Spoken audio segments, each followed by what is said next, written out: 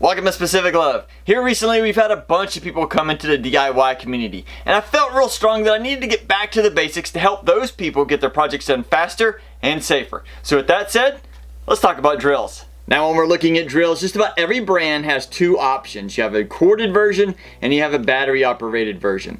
If you're looking at price alone, your corded version will almost always be cheaper than the battery operated. But if you're looking at versatility to take it just about anywhere, the battery operated version will be more likely the one you'd want to choose. In either case, both of these drills should be able to get the job done. Now let me quickly show you all the different parts of a drill. Now drills are pretty simple. Up here you have the chuck. This is where you put the bits in, and on the newer ones you can tighten them by hand. Right behind that you'll find the clutch. This determines how much torque will be put on it. A lot of times you'll have a fast and slow speed switch somewhere on the drill as well. And then of course you're going to have a forward and reverse button. It's usually right near the trigger.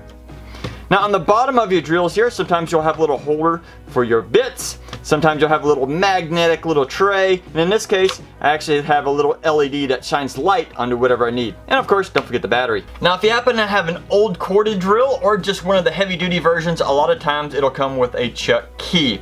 Instead of being able to just adjust it by hand and tighten everything, you actually have this key which will go into one of these holes and be able to tighten this chuck down really tight. Now with all the basics out of the way, here are a bunch of tips to make this drill work the best for you.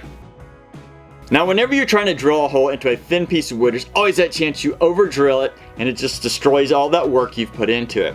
Instead, take your drill bit and you want to measure exactly how deep you want the hole to be. Then take a little piece of tape and put that on there so you know exactly where your limitation can be. That way you won't drill too far.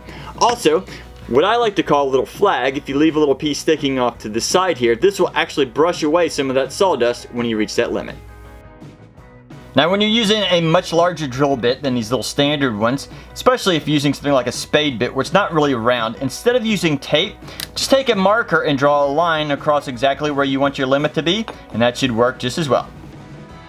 Now sometimes when we're drilling a hole, we need to make sure it is straight up and down as possible. Here's a quick way to do that. To do this, we're going to take a couple pieces of scrap wood that we know are cut off at 90 degrees. We're going to put them together at a slight offset, and then we're going to hold them real tight as we use that as the guide for our hole.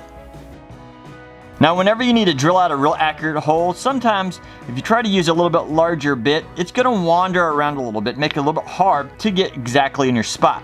So first off, take an awl or a center punch, and you want to put it right on your spot there, and that way you know you can have your bit starting right on your spot you want. Whenever you're working on a project and you're getting near the edge or the end of your piece of wood, it's a really good idea to pre-drill each of those holes. Just take a bit that's a little bit smaller than your fastener and pre-drill them, and that way it's less likely to crack or to break on you. Don't rush through it like I've done many times and had to restart a whole project because I just cracked the wood. Now whenever you're trying to drill a hole, especially if it's a large bit or if you're trying to make a deep hole, it's a good idea to only go partially the way down and then bring the drill bit back up so it releases some of those fibers that are caught in it, and then continue to drill that hole. By doing that, it'll allow your drilling process to be a little bit easier and just make your hole a little bit cleaner. Whenever you need to drill out a large hole, don't just grab the large bit. You need to grab another bit that's a couple steps down from it, and then a bit that's a couple steps down from your second one.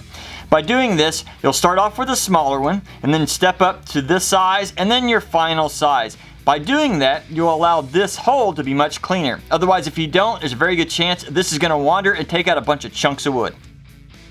Now when you're drilling a hole, it's very important to keep your drill in direct alignment with your drill bits. Otherwise, there's a good chance you'll break them. When you're using a big bit like this, you probably won't break this, but there's a good chance you'll waller out that hole and make it too big. When you're using a small bit like this is 1/8 inch bit, there's a very good chance that you will break it. In fact, here recently I was building a deck and I broke a bunch of these because I was not paying attention, and that was just a pain to deal with. Now sometimes when we want to drill a hole, we don't want it to be straight up and down. We want it to be at an angle. But we don't want to just start drilling like this. Otherwise the bit's just going to wander all around. First, you start to drill going straight down. And once you get it started like so, we then want to slowly angle it back as it's moving. And once we get the angle we desired, then we can press forward.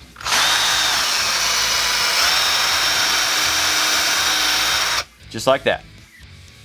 Now whenever you're drilling out with larger bits, for example a spade bit or a Forstner bit, there's a very good chance you're going to have a bunch of blowout on the back side of your board. Let me show you what I mean. Now if you look at this piece of wood, you'll see this is the back side of the Forstner bit and the spade bit, and you see all this blowout that happened back here, and it's just destroying the wood that we just drilled.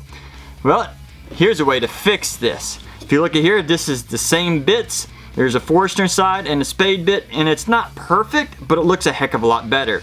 And to be able to do that, all I did was take a secondary board and I butted it up to it, clamped them together, drilled out those holes. As you can see, that's the top side.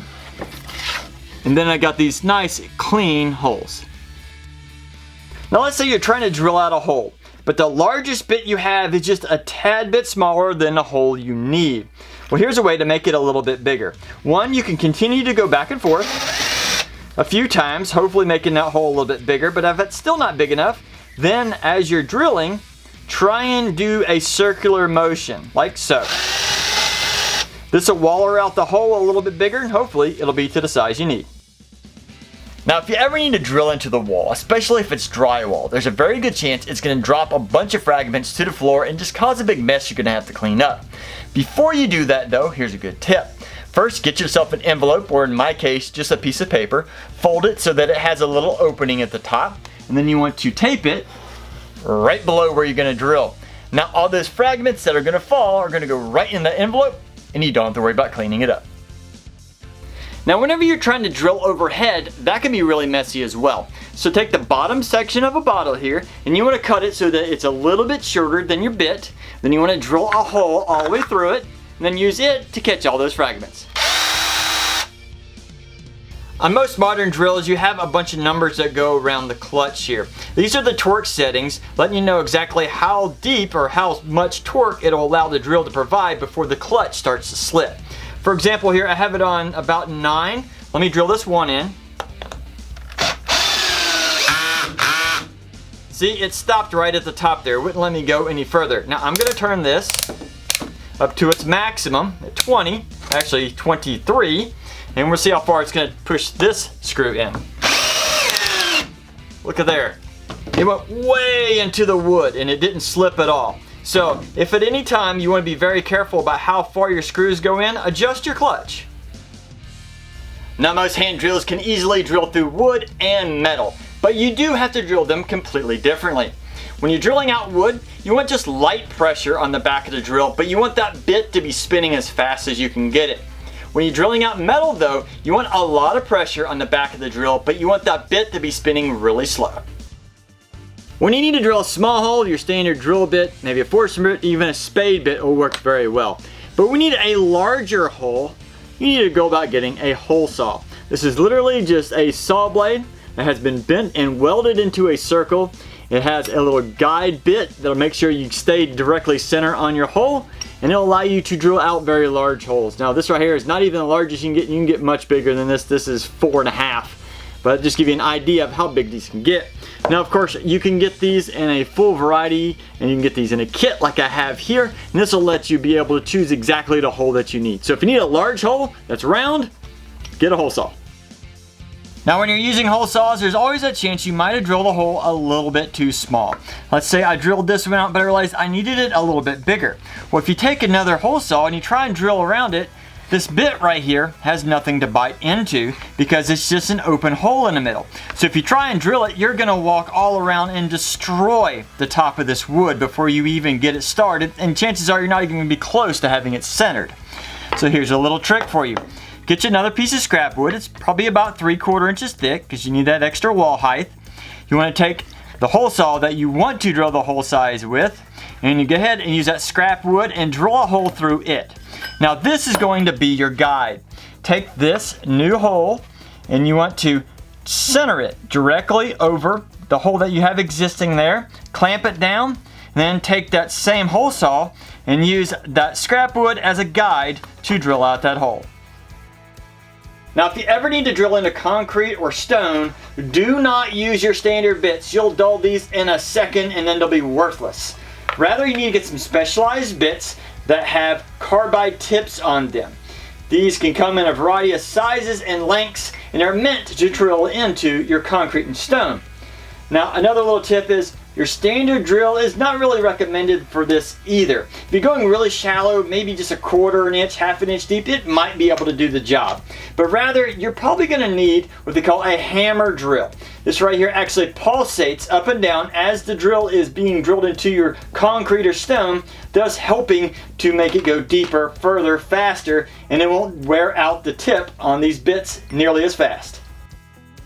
Now let's say you're trying to install some small nails along the edge of one of your projects, but you don't want it to split the wood, so you need to pre-drill it. You run over your drill bits and you realize you don't have a drill bit that size. So take another one of those nails and you want to take some pliers and you want to cut the head of that nail off. Then you want to put it in your drill, chuck it up so that the end that you just cut off is facing out. Put it right where you want it, right there, and we're going to drill it out. And there you go. I just used a nail as a drill bit. Now if you're planning on doing a large project where you have to drill a bunch of holes, be careful because that drill bit can get really hot and even burn you, especially if you touch your skin. But that also will shorten the longevity of that bit. Now if you take a small container of water and you keep it with you out there, every few holes, take it over, swish it very carefully in the cool water, and that will cool down that bit and extend its life. And always remember to protect your eyes and ears whenever you're working with tools. Now there's 20 tips to help you with drilling. If by chance you think of any others I haven't mentioned, put those in the comments. We want to help out as many beginners as possible. Also, this is a second video in a series I'm doing trying to help beginners with their tools. I'll put the playlist to the others right over here. Otherwise, get out in your shop, have fun building. Bit splitting a good. Torque settings here. And now most handles, both of these well, Jardium. Now we're basics out of the way. Now with all the